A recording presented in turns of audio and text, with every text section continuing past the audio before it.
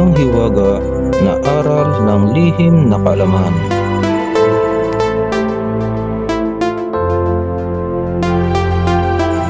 Kamusta mga kapatid, at muli welcome sa hiwaga ng aral na kaalaman.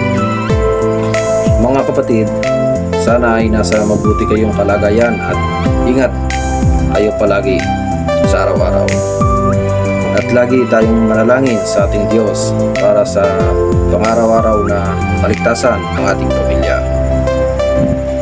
Mga kapatid, muli akong may ibabahagi sa inyo na kaunting kaalaman.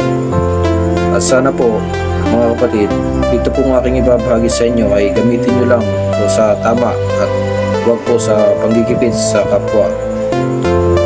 At huwag nyo pong ipagyayabang ang mga salitang ito para po lalo po ito bumisa at lumakas sa inyong pangangalaga. Para po sa oras ng inyong pangangailangan at kagipitan, ito po ay inyong magagamit. Mga kapatid, ito pong mga salitang ito ay magagamit po sa balabal at pangkabal sa ating katawan.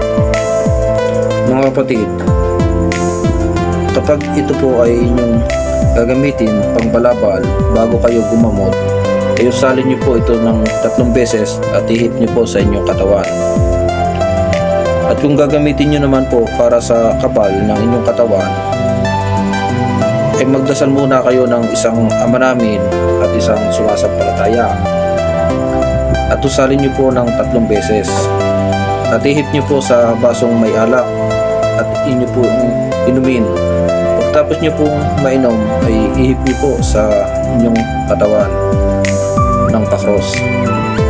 At maramdaman nyo po ang pagkapal ng inyong balat. Mga kapatid, sana ay muli na naman po akong makatulong sa inyo para po sa ating mga proteksyon sa araw-araw. Paano mga kapatid? Hanggang sa muli, ito na po ang orasyon.